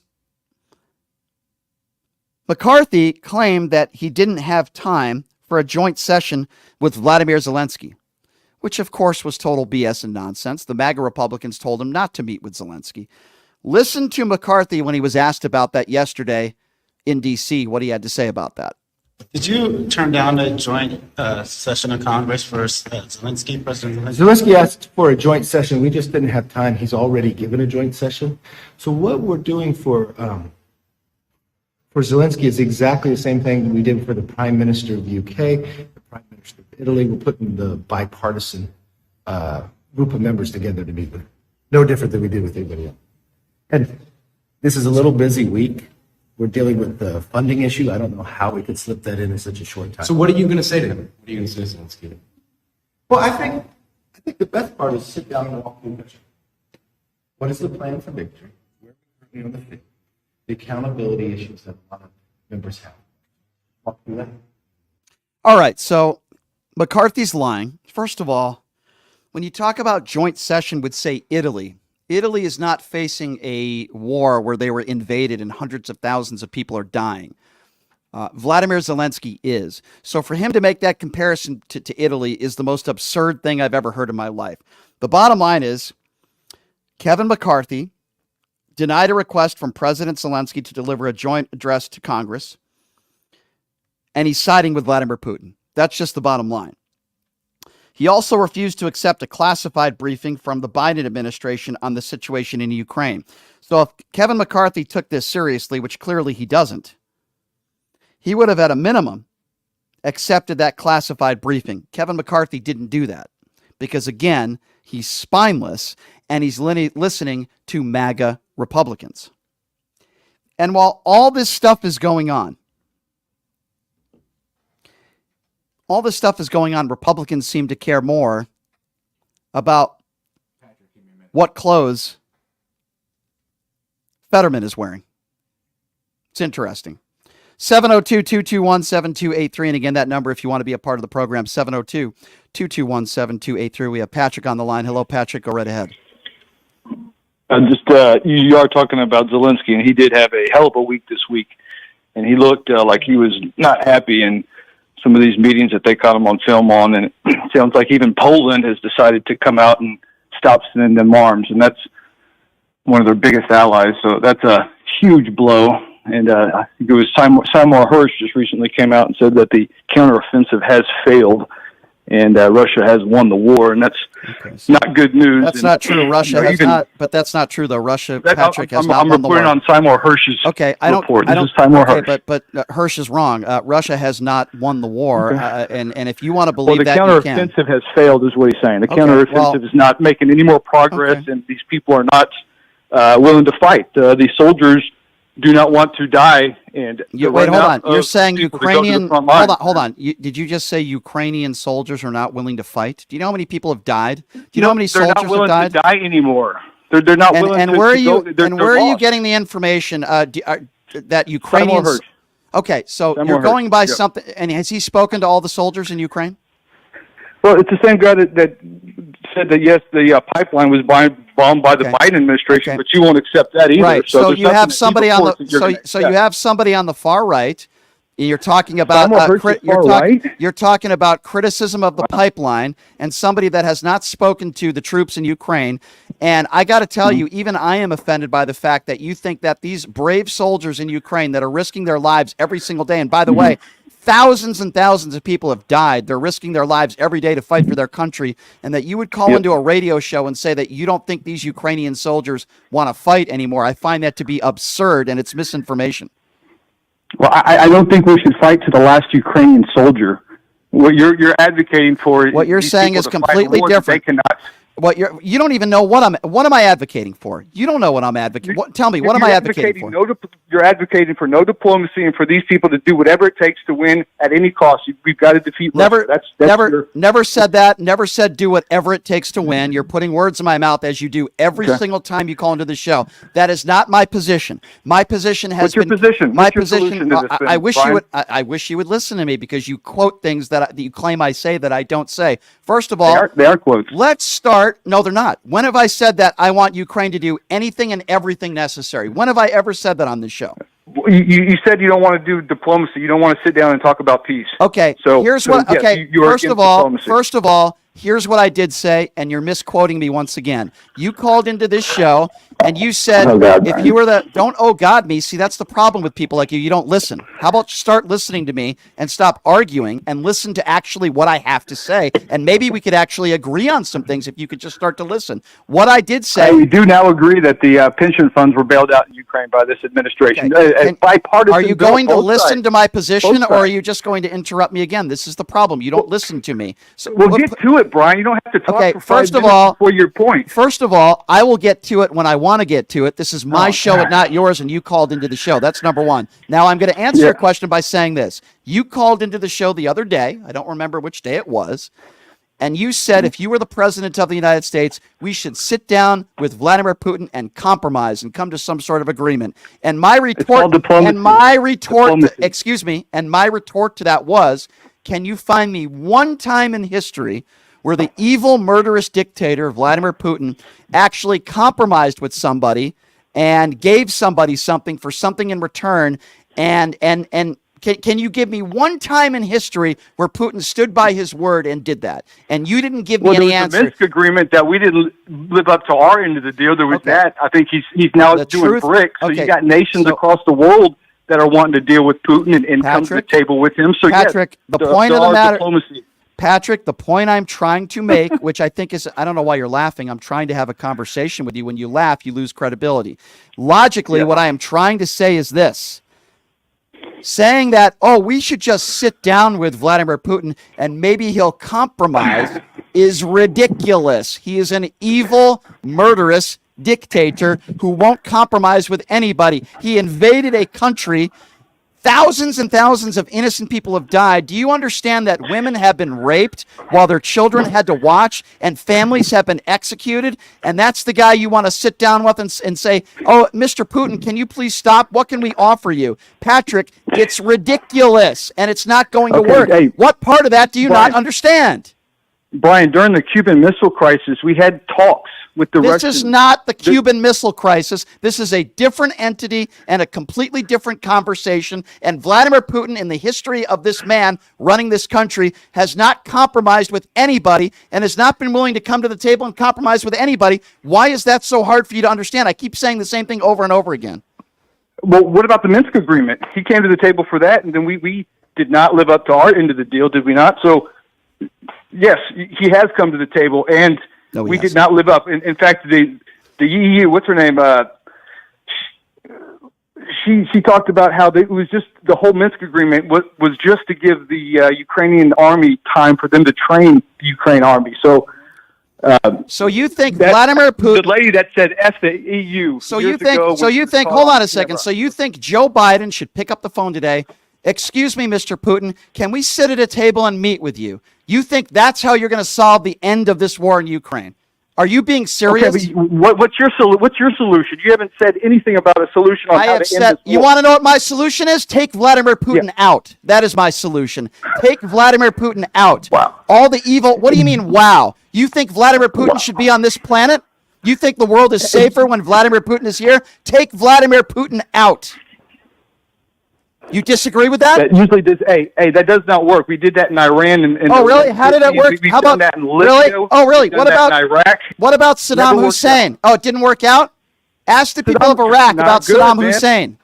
Are you advocating for the Iraq war now? You think that was a good war? You think that was a? I am not advocating. I am not advocating for the Iraq war. What I am advocating for are bad people. I think it's a good thing that bad, evil, murderous dictators that are responsible for hundreds of thousands of murders to be taken off the planet. Example, Osama bin Laden. When we got Osama bin Laden, that was a great thing for the country. Do you remember a guy named Osama bin Laden? Do you remember when we went after him and we took him out? Of a sovereign nation. You're talking about taking out leaders of sovereign nations where they have the support of the people. Putin has the support of the Russian people. Hold on a second.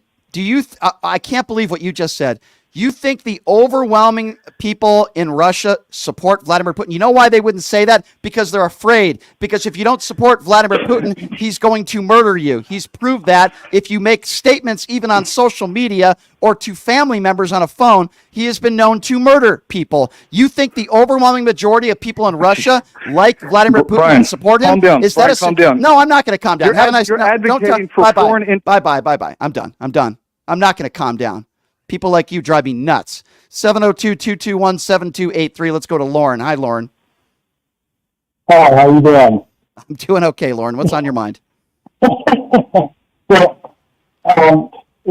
far as the issue with the war, I mean, I do listen to different sites around the world on what is actually taking place there. And actually, the thing that I find interesting is that I do believe that we've negotiated to get our own citizens out of Russia. Okay? Correct. Recently, yeah. So, I mean, the fact that government wouldn't negotiate, I think it's always worth a try. Okay? There's nothing wrong by trying to do something where it's, it might buy a ceasefire agreement for the time being or whatever. Right, but Lauren, my issue with that is we've tried time and time again to try to negotiate with certain evil, murderous dictators. It doesn't work. Vladimir Putin doesn't want to listen to people in this country. He doesn't care what we think. He's going to do what he wants to do, whether we like it or not, or anybody else on the planet likes it or not. Well, he invaded Ukraine. He ain't going anywhere. Mm-hmm. I mean, I'm sorry. I think we both, listen, Lauren, we both want the same thing. We want this war to end. We don't want innocent people to die. I think most Americans believe what we believe. We want this stuff to end, but it's not pragmatic, in my personal opinion, to say, well, let's just get to the negotiating table with Vladimir Putin. He's never negotiated in good faith with anybody in his entire life. Well, then how did we get Brittany Griner back? How did we get Brittany Griner back? Well, okay, so you're talking about a prisoner. That, by the way, that was right. Yeah. So you're talking about we're not talking about a war here. We're talking about now prisoner swaps, negotiations for prisoners with all countries. That's been going on for decades and decades and decades. I'm not talking about that type of negotiation, one prisoner for another. I'm talking about ending a war, which are completely different entities. When I talk about negotiating with Vladimir Putin, I'm not talking about one prisoner for another. I'm talking about ending a war with one of our allies. I agree, but still, the door is open to do some type of negotiation with the murderous dictator. Well, Lauren, I'll say it again, and if people don't like the other issue is how far do we go when our armament, right? As I understand it. Well, I'll tell you, I don't think we should ever have our own troops on the ground there. So I'll start there. That's where I think I would draw the line. No, I'm not talking about that. I'm talking about shells for cannons, things of that nature. We have a shortage. Well, here's why this is so right. But here's why this is so important for this country and for the world. If Vladimir Putin wins this war, he's going to invade other countries around that border. It's going to continue. It is a threat to democracy. It's a threat to the world. We cannot allow Vladimir Putin to win this war. It's not just about the Ukraine. It's about this country and every other country in the world. He cannot win. And we have to do what we can, at least financially, to make sure that doesn't happen. And I don't have a problem with that. Okay, but he went in what? When President Obama was president, he went into the Ukraine. Right. And he didn't continue going. Right. That was a different. That was how come that part of it stopped? The area that they are primarily concentrating on, as I understand it, are ethnic Russians, even though they are in the Ukraine, which I understand. I mean, that's still Ukraine's border that he's crossing. But the people living in the area are ethnic Russians. So possibly there could be some negotiation in that area. Well, listen, I hear what you're saying. My problem is this is an evil, murderous dictator who is responsible for so many innocent lives lost, including those in his own country. He has never shown that he is willing to have a good faith conversation or negotiation, certainly not when it comes to an issue like this one. And I'm sorry, I just don't think that would work. I just don't. Listen, I don't know there's much more. I just don't believe in depleting everything of our armament for this country. I'm sorry. I don't think we're depleting everything, but Lauren, I do appreciate your call, and we fundamentally agree that we want this war to end, and let's hope we can get there. And I appreciate the call, Lauren. Thank you. Okay. All right. Appreciate you. All right, here's what we're going to do. Obviously, we're going to continue to monitor this situation. I don't like the way the Zelensky was treated by the Republicans in the House chambers yesterday. I don't like the fact that Kevin McCarthy didn't even want to accept a classified briefing from Joe Biden. What does that say? All right, we're going to take a quick break, and when we come back, of course, it's Nicole Mitchell time, the internet sensation, OnlyFans model, and always love mixing it up with her.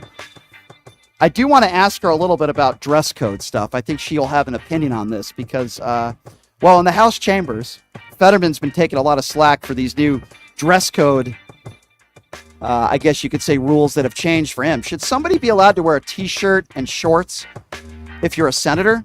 I'm going to ask Nicole that when we come back. I'm actually curious to know what she thinks about that.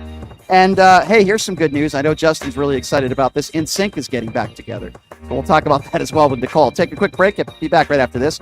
You're listening to Pushing the Limits right here on KSHP.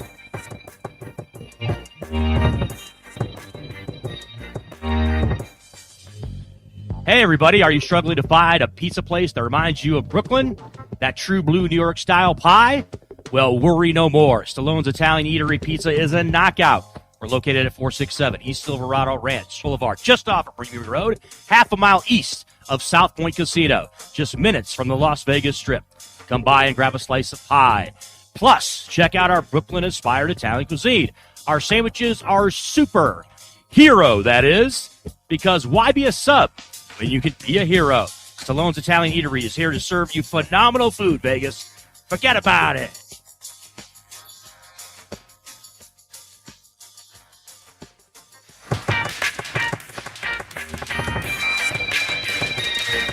Hey everybody, it's Brian Shapiro from Pushing the Limits here. I want to tell you guys about my good friends at the Postal Annex. They have a notary signing agent on site daily, no appointment needed, and they offer a full scale of printing services from shipping labels to documents, business cards, banners, photos, and business signage. They're your passport service headquarters. They offer passport photos and they can renew your adult passports.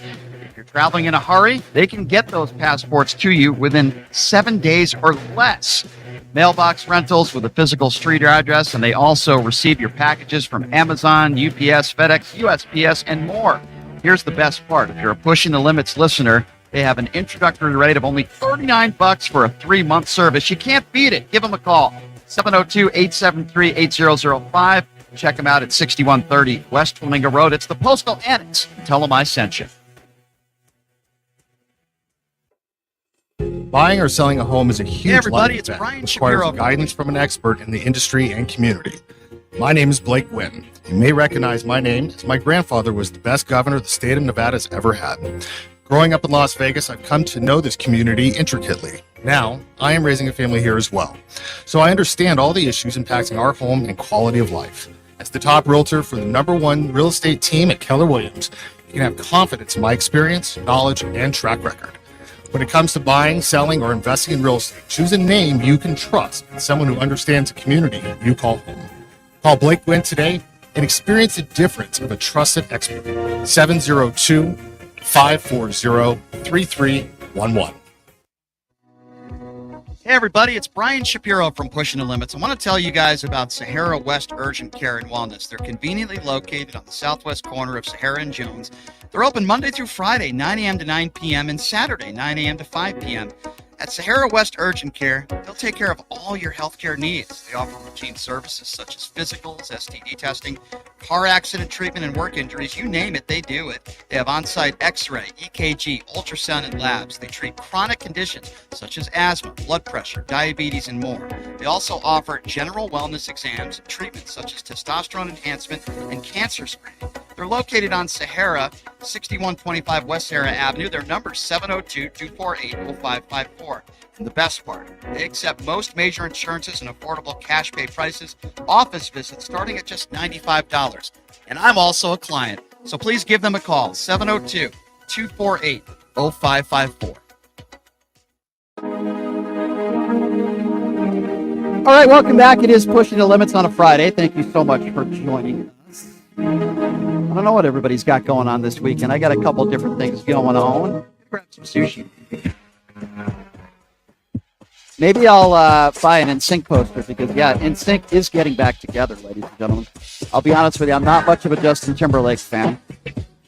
They do have some catchy tunes, though. No question about that. They do. Joining us right now, the internet sensation herself, OnlyFans model, friend of the show, as she does segments with me every week, every Friday. Of course, I'm talking about the intelligence Nicole Mitchell joining us right now on the line. Nicole, good to see you. How are you? It's so good to see you, Brian. I love your energy. I'm so excited to talk about clothing, NSYNC, Yes. all the things. We're gonna touch on a lot of different things here. So I want to start with this. So there's a story out. Fetterman is a senator out in Pennsylvania. He had a stroke months back, but that really doesn't have anything to do with the story. Anyway, some people would suggest that he kind of dresses like a slob. And as a senator, you probably shouldn't wear shorts and hoodies and T-shirts in the House chambers. Some people would make that, and I'll give you my opinions, but basically what took place in the last couple of days is they kind of changed the dress code, and Democrats, because Republicans aren't on board with this, but it seems like Democrats are, that they think it's okay for a senator to wear shorts and a T-shirt. Now, I think there are more important policy stories to talk about, and Republicans want to be focused on this, but it is interesting, and I kind of do side with Republicans on this. I don't side with them on much these days. What do you make of this, and how do you think someone should dress, or should be we should assume that they should dress a certain way if they're an elected official? Let me give you a story here. This reminded me. So I went to a Bible college back in the day, right? When I was my religious good girl, and we were not allowed to wear casual clothes. We had to wear dressed up dresses, slacks, no jeans, no t-shirts. And I remember my senior year, we could vote as a student body if we wanted to allow jeans just on, like, I think on Fridays. And I actually voted against it. So like I was like this old school, like I personally like dressing up. And the rule passed because like a bunch of students wanted to wear jeans, and it's all fine now. But it makes me think the situation, like I think people are so used to tradition that they have such a hard time to welcome change. And when I was reading about Fetterman, I was reading that like he chooses to wear what he wears as like a symbol for where he came from. He came from working class. He represents the working class. He wants to have his people see that they're reflected in these rooms where powerful decisions are made. I think there's something really beautiful about that. But I think you're right. I think it's so easy to get caught up on surface change that we never get around to like the actual substantial change we need to make happen. And so instead of wasting all this precious time and energy about outfits, we should be using all that energy towards laws and policies that need to be changed. So my opinion is, I think evolution is good. I think change is good. I think it's a great opportunity to reflect, why are we doing what we've always been doing? And just because we've always done it that way doesn't mean we should keep doing it that way. How can we tweak it? How can we adjust it to make it reflect our time, be less sexist, be more inclusive, and also not be the main focus of our time, energy, and money? I agree. And that's the second part of it. No question. I agree with you. Here's what I think. Here's what I would expect. And here's what I think. I think you should be allowed to wear whatever you want unless you're in the House chambers. So for example, if Fetterman is going to his office in DC and he's going in that building, if you want to wear flip-flop and shorts and a T-shirt, I have no problem with that. Go right ahead. But if you're going to be in the House chambers on national television and everybody can see you, I do think you should have to wear a shirt and tie in the House chambers, or at a minimum, no jeans, no flip-flops, no shorts. At a minimum, what they would require you to wear, say, at a country club, collared shirt and slacks. But I think the idea that if you're in the House chambers and say you're voting on, it could be an abortion bill, it could be on healthcare, it could be on anything, on minimum wage, whatever the case may be, and we see a senator that maybe we did or didn't vote for wearing a wife beater shirt and a baseball cap, to me, it just looks bad. Am I making sense here? It just looks bad. I kind of like your compromise idea of like wear what you want in your office and like other places, but when it comes to the house, like we dress up. I think that's beautiful. I also think like I would assume not the extreme would happen. I don't think someone would come in an A shirt or wife beater shirt, but if they did, that could be something like, okay, you have to wear sleeves, right? But I think what you shared is a perfect compromise.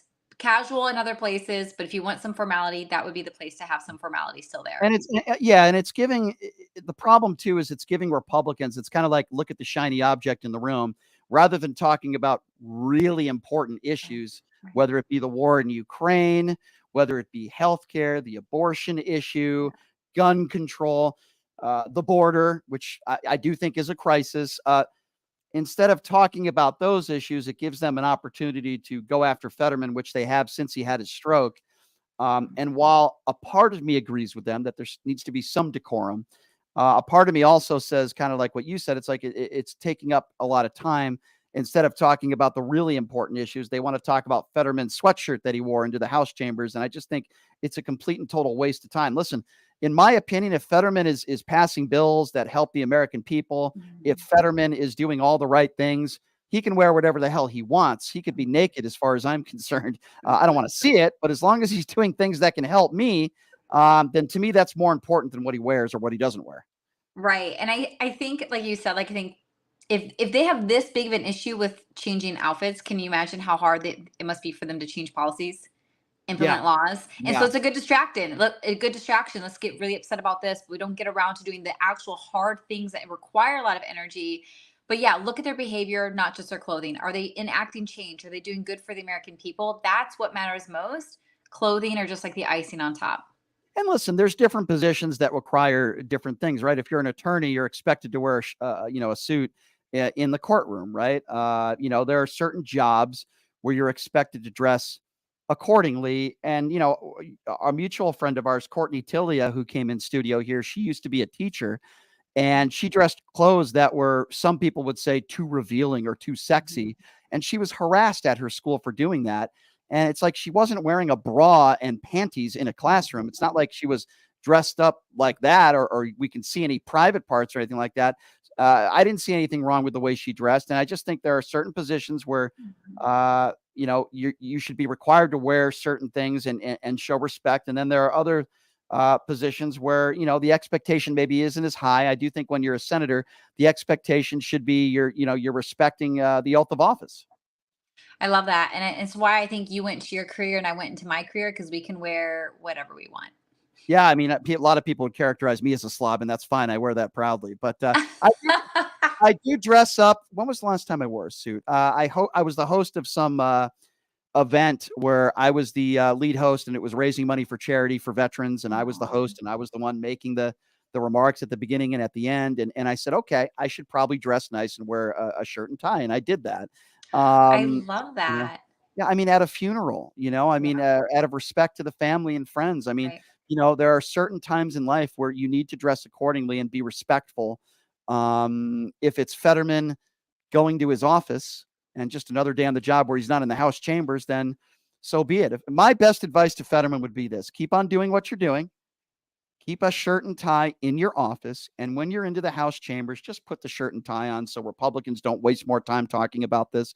But I want you to be comfortable. I want you to dress be comfortable. I like you, Mr. Fetterman. I don't like the attacks against you, but this is a distraction. Don't give him the opportunity. I mean, that's kind of what I would say to him. Wow, that's amazing. It's like the both and. I love the both and approach. Wear what you want when you can, and then in certain Right. places dress up. When I come into studio next, Brian, I want to see you dressed up. We should have a dressed up boy. segment. Oh boy. I don't know. What would I dress? What would I wear? I don't even know. Numchuck, get him I an should have you- outfit. I should have you dress me. Wait, do I get would to totally dress you. We should do a Pretty Woman date. We should go shopping, get you all dressed up and glammed up, and then we have a super dressed up segment together. I might actually do that because I have no style at all. So I might actually do that because you do. Do I get to choose what you wear though? Oh, probably. I'd probably let that happen. That'd be so Numchuck- fun. Let's pick each other's outfits. Numchuck just said just pasties. No, Numchuck. That's very inappropriate. No, that's very inappropriate. I am all for that. You know what? I'm going to do that. I'm going to do that. Okay. Yes. I don't know how much money I'm going to spend, but I will do that. I don't have a problem with that. That'll be so fun. On the other side of things, I mean, there's a lot of other serious things going on in the world, and this is at times a very serious show. And we talk a lot of very serious. Gosh, in the first hour and a half, we talked about the war in the Ukraine, talked about immigration. We talked about a Democrat that was indicted today. A lot of serious things to talk about. But this is kind of a fun topic, and I like doing this with you, and that is, of course, NSYNC. I got to be honest with you. I'm not a big NSYNC fan. In fact, I've called them NSUCK, and I'm sorry if that offends you. I'm not a big Justin Timberlake fan. However, I've met a couple of the guys from the band. They were very, very nice. They have some very catchy songs.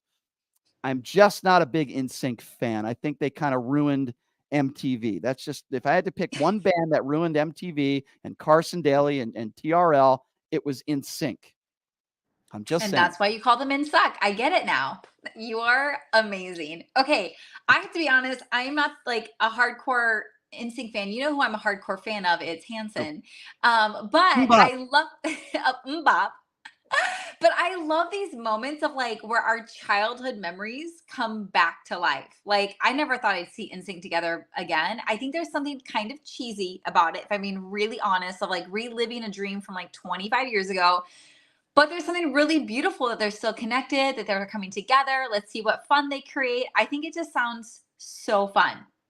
Well, they're going to make a lot of money. Like There's that too. when I think of boy bands, and I think of boy bands that had these reunion tours and everything. The first band that I think of, I'm a little older than you. The first band I think of is New Kids on the Block, right? I think of those guys, McIntyre and Wahlberg and all the guys in New Kids on the Block. They were the first real boy band. At least the first real boy band that was extremely successful. And then it was a little weird to see them on stage in like their 50s. That was a little weird, but it was fun.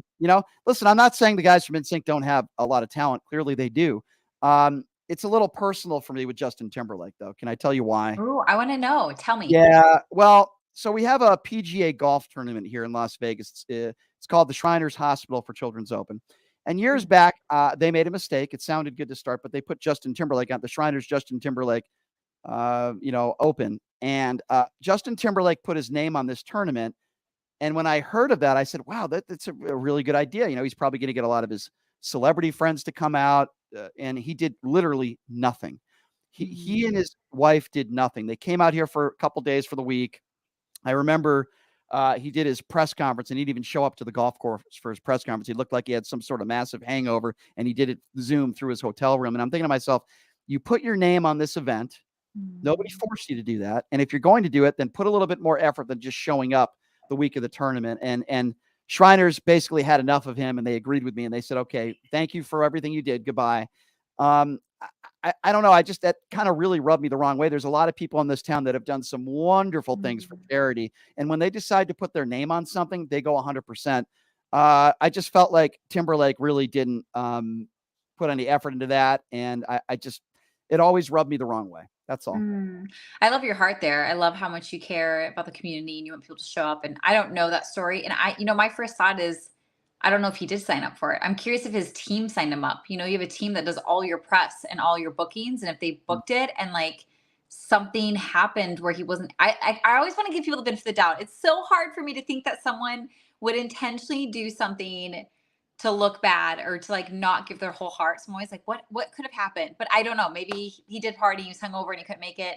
Maybe something happened and like they weren't in a state where they could come physically, but it's always so hard to see that happen. I mean, there's just people that put their name on something and their heart and energy into it. And I would say one of my favorite tennis players growing up, Andre Agassi, and his beautiful wife, Steffi Graf. They live here in Las Vegas, and he had a Hall of Fame tennis career. And he has his preparatory school here where he put his money where his mouth is and donated millions and millions and millions of dollars. He's got his own school for underprivileged kids that have literally saved lives. He has charity events here that have raised literally tens of millions of dollars to help people. And he puts his name on something, and he's gotten so involved in the community. He's done so many wonderful things. Listen, there are certain celebrities that get involved, and there are certain celebrities that put their name on something but don't get involved. And I just think that Timberlake is just one of those people. Listen, I've met him a few times. Just it is what it is. I won't be going to any NSYNC concert anytime soon. But you don't want to hear my nickname for the Backstreet Boys. I'll leave that one alone. But it's inappropriate for radio. Very inappropriate. I'm like, I wouldn't know. Yeah, I'll tell you off the air. It's very inappropriate. But speaking of celebrities who show up and do their work, something I learned about John Cena. I don't know much about him, but my kids are obsessed with him, and I found out he has made the most Make-A-Wish Foundation wishes come true than any other person. The most anyone else has ever fulfilled is 200. He's filled 650 wishes. Wow, so how cool is that? He constantly shows up. Like they're always, and like he never told anyone for the longest time. It just came out this year because he's like, I don't want anyone to know. This is work I want just between me and the kids, which I think is so beautiful. But it was his press team that said, you have to tell people because like it's going to inspire other people to do more. So now it's hit the news that he's done 650 wishes. And like, I love people, like you said, who show up, who pour their heart in and do really good work in the world. No question, man. And there's just some great people out there. It'd take too long to name all of them, but some of my favorites, Matt Damon is one that's so involved with so many different charities. I mentioned Andre Agassi. Over the years, there are so many wonderful, famous people and celebrities. Matthew McConaughey, another one. My friend just had the opportunity to meet Nicole Kidman and her husband. And, on 9/11, there were so many great celebrities that came out and came to New York City, Nicole Kidman being one of them, Matthew McConaughey being another one. And really, I just praise them. And it's important to call these people out for the wonderful work that they do and the money that they help raise.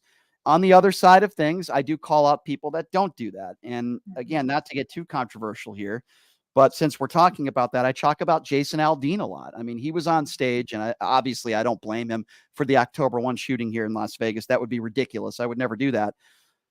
But, Jason Aldean, these were his fans, right? In the October 1 shooting, when we lost so many people, it was just a horrible day and the biggest mass shooting in the history of this country. And I've criticized Jason Aldean for not coming back to he's come back to Las Vegas, but not for charity. He's come back to Las Vegas to do his own shows and make money. He hasn't done a charity event here in Las Vegas. He did some charity work in Tennessee, but he didn't come back here for that. And I've always criticized him for that. And I'm trying to, Adriana Grande, is that her name? I'm old. I'm 43. I remember the opposite of Adriana Grande when, if you remember, I don't know if you remember this story, Nicole, but there was a bombing at a concert she did in another country. I'm trying to remember what country that was. I think it was Madrid. Madrid. I think you're right. So anyway, she's doing a concert, Nicole, and there was a terrorist bomb there and people died. So what did she do? I thought this was so heroic of her. And even though I don't buy her music, I'm not really into her music, I became a fan of hers when she did this. She went back to that city. I think it was only a few months later.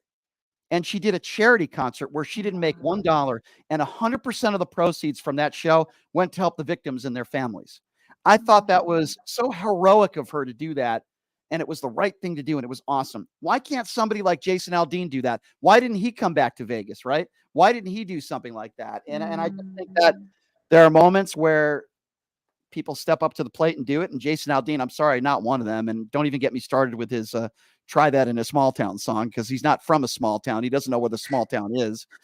He's never lived in a small town, and he makes out to be this tough guy.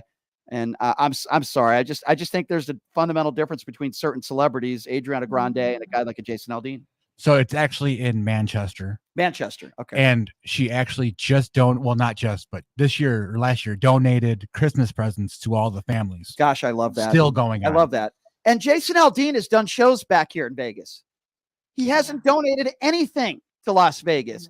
He hasn't. I get angry when I think about this because this is a guy that makes boatloads of money. He's one of the most popular country singers in the world. Why doesn't he come back to Las Vegas and do a charity concert? Like, I don't understand that. I just don't. I don't understand it. I love that. I love that about Ariana Grande. It's how you say her name. This makes me feel good, Brian, because you know me, I'm very uncultured. I don't know a lot, but I feel proud that I know Ariana Grande, who she is. And I think it's just a good reminder to ourselves, like where we've messed up, where we've made mistakes. How can we make amends? It's not enough to just be like, I'm sorry. Like, what can we actively to make amends? And like Ariana is a beautiful example of how she gave back and provided and like went above and beyond. And like, how can we encourage other celebrities influence like Jason Aldean? Like, how can he give back? How can we give back when we mess things up? And even when we don't mess things up, but things are messed up in our name. Like in Jason's situation, like he didn't mess it up. It was someone in his audience who messed it up. And like, but what can we do to help contribute, help amend that? I think that's beautiful. Sure. And, one of my sponsors, which is the Sahara West Urgent Care Facility that sponsors my show, I first met them because they were doing a charity event. We have an officer. This is a tragic story, but a Metro police officer named Shay Nicolonis in his early 20s. It was during a Black Lives Matter protest here years ago, that a protest that I was actually at.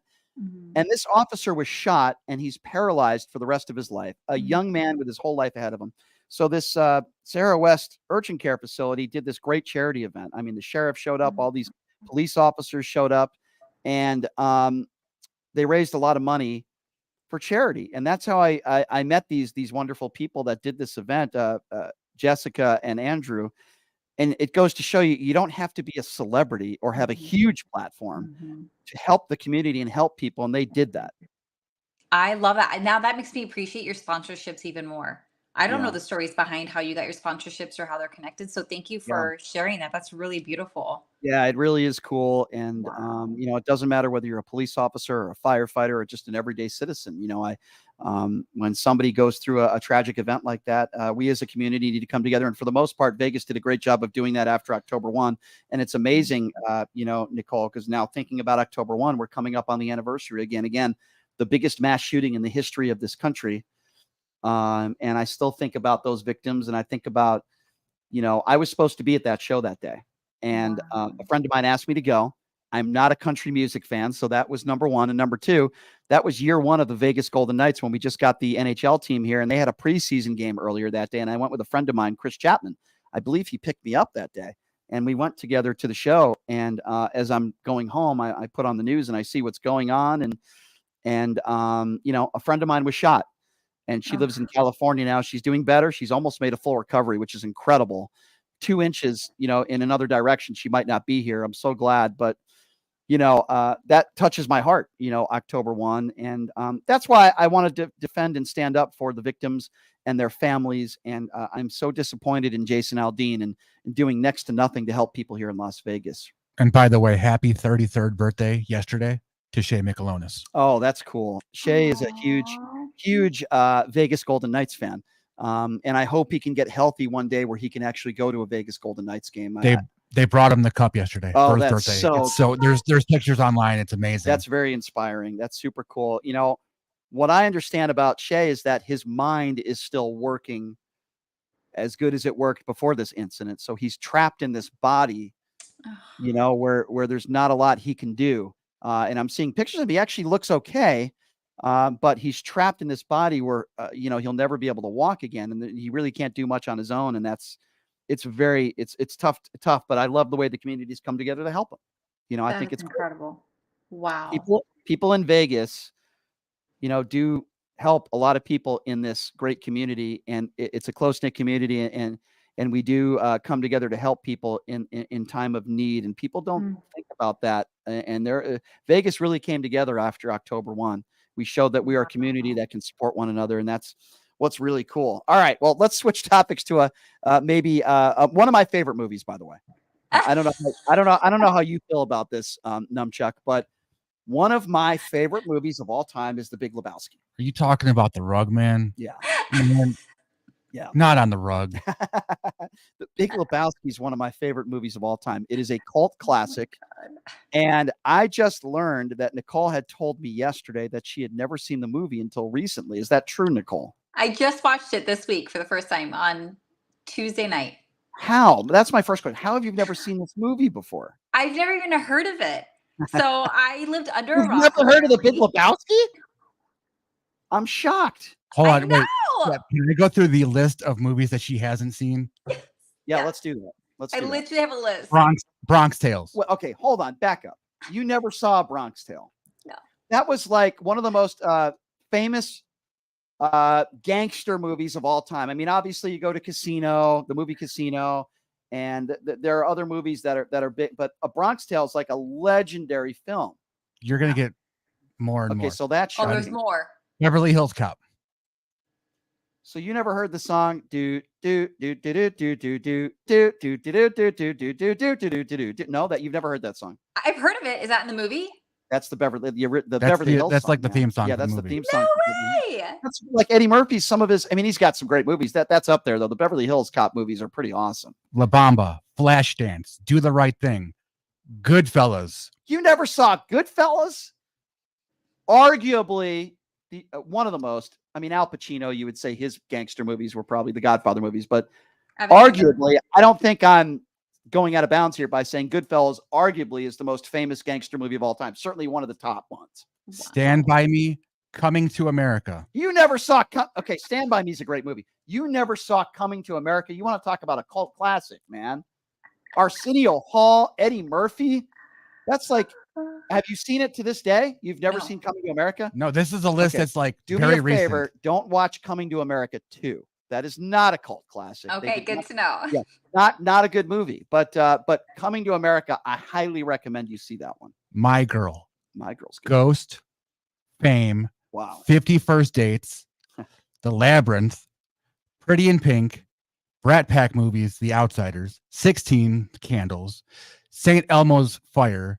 Goodwill Hunting. Wait, St. Elmo's Fire. I don't think that's the one movie. I don't think I've ever seen that. What is that? I forget what. I can't think of what it is off. That one. Okay, so we're on board on that one. Okay. But Goodwill Hunting. Fast Time at Ridgemont High. Oh, classic. Footloose. Dirty Dancing. Wow. Blue Crush. Do you have a problem with Patrick Swayze? You haven't seen like apparently. You never saw Ghost with Demi Moore? That didn't Demi Moore win an award Yeah. for that one? Yeah, that was a great movie. Blue Crush, Dead Poet Society, Save the Last Dance, Trading Places. Trading Places. By the way, I'm going to meet Dan Aykroyd next month. I'm going to a party where Dan Aykroyd's going to be playing a trumpet. It's a Halloween party. White Chicks. Yeah. Well, okay. So White Chicks is. By the way, I've interviewed the Wayans brothers. They're awesome people. But I wouldn't say White Chicks. I don't know if I'd call it a cult classic. It's not a cult classic. It's not up. This is just her list. She did see Joanna Man though. Hold on, ready? Ferris Bueller's Day Off. Oh my God, Matthew Broderick. This is where it's just going to get. How have you not seen Ferris Bueller's Day Off? It's so bad. God. That's a cult classic. Pretty Woman. Another great movie. Richard Gere. Yeah. The Color Purple. That's a good one. Clueless. As if you haven't seen Clueless. Oh man. The Big Lebowski was on this list, but now that's off. Tropic Thunder. Wait, hold on. Tropic Thunder is fairly recent. What, 15, 20 years old? I mean, it's not like some of these other movies are much older. You didn't watch Tropic Thunder in the theaters? That's kind of a I don't know what it is. All right, overrated. I'm going to say Tropic Thunder. It's overrated, but it's good. It was Okay. okay. I mean, It's- compared to some of these other movies. Some of these other movies, it yeah. doesn't even come close. It was okay. Ben Stiller's very funny. It was okay. The Godfather. Yeah, The Godfather. Those are cult classics. No question. Parasite. Blade Runner. Okay, hold on. What's Parasite? Maybe I'm a part of this conversation now. I don't know what. I know Parasite. we have to have a Pretty Woman and movie night together. Yes, Parasite. So what is Parasite? I forget what it is. Okay, see, It's a South Korean black comedy thriller film. From Okay, 2019. I don't know what that movie is, so you're okay there, Nicole. Okay, You're good. American Pie. Hold on a second. Let me backtrack again. You've never watched American Pie? I've not. I'm not calling you old because you're not. You're younger than me, and you look like you're 20. But I mean, like if you were a 15-year-old, I would understand why you never saw American Pie. Everybody our age saw American Pie. Everybody. I haven't talked to one person that hasn't seen American Pie. You're talking to one now. That's me. Taxi Driver. Ooh, one of Robert De Niro's one of my favorite movies of Robert De Niro. That's a great movie. Airplane. Again, cult classic. Boogie Nights. The scene with Kareem Abdul-Jabbar is second to none. Boogie Nights. Boogie Nights is okay. Let me start here. All due respect. You are sort of in that industry. Okay, sort of in that industry for part of what you do, Nicole. I am shocked you haven't seen the movie Boogie Nights. You know what it's about? No. Mark Wahlberg. It's about the porn industry. No. Okay, I'm adding that to like the top of my list. Mark Wahlberg plays a porn star. What was his name in that movie? What was Eddie Adams? Eddie Adams. Yes. Was that his Yes, name? I think so. thought it was Dirk Diggler. No, that was the porn name, but the actual name. Well, yeah, the porn name, Dirk Diggler. Yeah. Okay, Nicole, start by watching that movie, especially if you're. And I'm a Mark Wahlberg fan. You want to talk about somebody who does a lot for charity in Las Vegas? He moved here a year ago. The guy's awesome. Wahlberg is the best. Nicole, in the last year, how many times have you been to Vegas? A lot. And you have not seen The Hangover. You haven't seen the movie The Hangover. I don't even know what it is. Are you somebody that just doesn't watch movies? In your defense, you're just not a movie person. Both. You don't. I was sheltered. I wasn't allowed to watch most movies growing up, and I think so because I couldn't watch them. I never had the opportunity to like fall in love watching movies. Okay, understandable. I actually watched The Hangover at midnight at the movie theater on the Strip when it first came out because I heard it was really good. And that is, I would definitely say the first Hangover it's fair to call it a cult classic. The Hangover is a legendary film. If I was to say a Robin Williams movie, what movie do you think she has not watched? Oh gosh, there's so many of them. Miss Doubtfire. There you go. Yeah, it was the first one. I've never seen it. Again, incredible movie. Very funny, and it's a movie really about a family that gets broken up over a divorce, and then Robin Williams dresses up as a woman to be their housekeeper, I guess you could say. And it's pretty awesome. It's a really good movie, and it's a good family movie, and it's an emotional movie. And Blues Brothers. Yeah, I'm not Planes, Trains, and Automobiles. Uncle Buck. Okay, well, you're talking the John Candy movies now. Planes, Trains, and Automobiles is again another classic John Candy movie. But yeah, so Nicole. Okay, we're gonna stop making fun of Nicole with all the movies she has. Sorry, Nicole. We'll show her a few movies when she comes to Vegas. Yes. But, what do you got going on this weekend? Is it a chill, laid back weekend? What do we got? we are celebrating 4 years on my OnlyFans. It's my 4-year anniversary. So I'm doing a big live stream on Wednesday. I'm doing a bunch of giveaways and prizes and games. So if you haven't come check it out, this is a great time to come check out my world. It's going to be so fun. I can't wait for that. Now, correct me if I'm wrong, but you're in Vegas 2 weeks from today. Is that correct? Yes. Okay. So we're going to go shopping. You're going to buy me an outfit. And I promise if you're here the day before, which I think you will be, we will go shopping and I will promise to wear that outfit on the air. And if you want me to shave or get rid of my beard or anything, I will do whatever you ask me to do. If you want me to get breast implants, I'll do that as well. Okay? Yes. We're going to go get manicures and pedicures. It's going to be a whole thing. That'll ready. be tough. That'll be tough, but I'll try to do that. Nicole, always a pleasure having you on. Appreciate it. Go watch some movies, okay? Thank you. Have a great weekend, All right. Brian. Thank you, You too, Numcheck. Nicole. Have a great weekend. All right, everybody, that's a wrap. We got some very special guests that are going to be joining us next week, and I can't wait to make those announcements. Some very special guests, including one person who is actually the leader and a member of an organization that is against drag queens reading books to kids. So we got some interesting guests coming in studio next week. Thanks for joining us, everybody. Have a great weekend. We'll see you Monday.